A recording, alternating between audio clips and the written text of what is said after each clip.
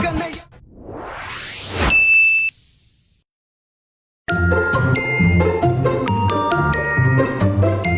daming nag-aabang, magtitiis ang awit para lamang may bitbit na malalaking bag, ready nang mangumbag.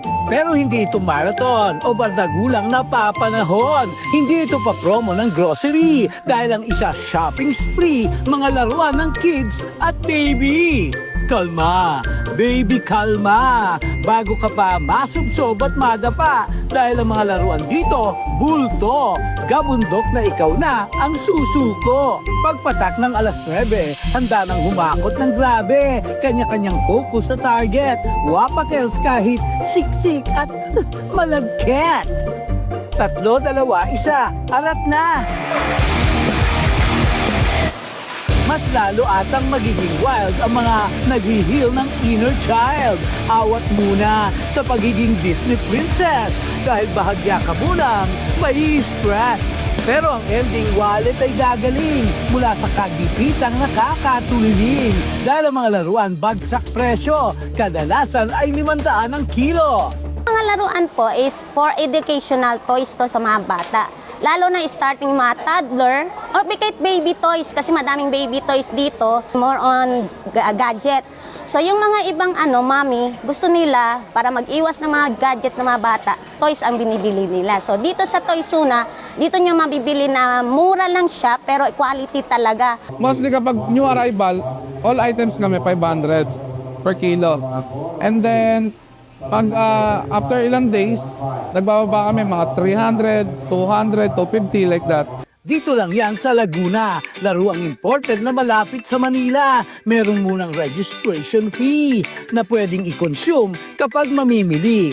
Ang alam ko kami lang yung pinakamalaking ganito and sa buong Pilipinas na yon. Going 3 years pa lang ata itong business namin na to na toys. Pero marami na kaming ganitong auction house pa na iba. Actually, akala namin nung pandemic, mahihirapan kaming magbenta kasi pandemic nga kailangan ng pera ng tao. So, nagulat kami sa demand ng tao na ang dami naghahanap ng toys.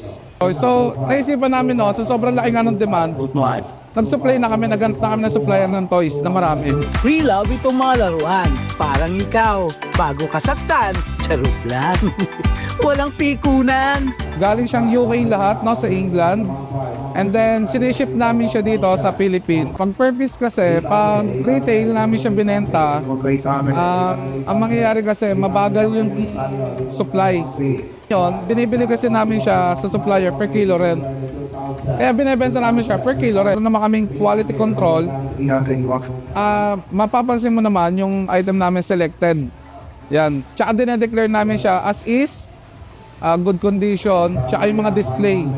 Pag display yan, perfect condition yan, kompleto lahat, good condition, with no box lang, ganun lang siya.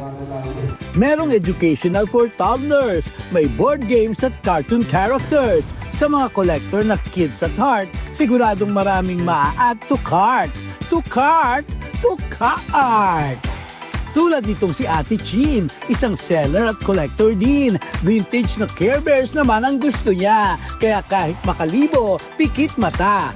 Mahal ko pong nabid sa kanila is 6,200 na isang pirasong Care Bear. Yun lang talaga yung habol ko doon kasi para po siya sa collection ko. So, talagang nilaban ko talaga yung price. Vintage nga po, medyo hard to find na siya sa mga malls, ganyan. And dito ko lang po talaga siya nahanap. So, nag-take na po ako ng risk. Actually, nagbid po ulit ako ng Care Bears ngayon na vintage. Po, since childhood talaga, inclined na talaga ako sa toys. So, hindi lang siya talagang business, kundi hobby ko na din. Meron ditong ginaganap na auction para sa mga gusto ng pangmalakasang collection. 1,000. 1,000. Okay. So, bilang number 22. Dito tayo. May mga vintage po kasi like yung ganito. Ito po, 3 pieces, vintage. Pero itong yung the rest po is hindi naman po siya masyadong hard to find. Pero talagang nilaban ko pa din. Pero yung vintage po, ang alam ko po is umabot ng 1K up. Per piece siya. Nakuha ko lang po siya ng 3,900. Actually, steel price pa po yun. Or ewan ko. Pero namumura na po ako doon. Yung isang item kasi, minsan sa mall kasi nabibili natin siya 5,000, 10,000, one piece lang. Dito kasi minsan one table na. Siguro mga nabid dito, pinakamataas is nasa 30,000 mga ganon. Kada kilo rin ang kanilang bidding. Depende sa laruan ang kanilang pricing. Ayan, 500. Umabot siya ng 6 na kilo.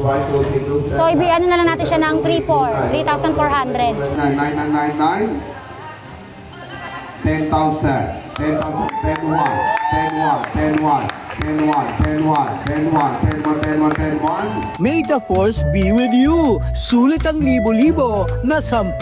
Pag December, dapat malakas siya, di ba? Sa amin naman, baliktad. Pag December, nahina kami kasi mostly, gusto ng mga customer, di ba, brand new, ganyan, may mga pera mga tao, para regalo nila. So, mahina kami ng December, pero most of the month naman okay. Kung tinatamad ka namang pumunta, sa bahay ay mag-relax ka. Pati live selling, meron sila. Pwede kang bumili ng paisa-isa.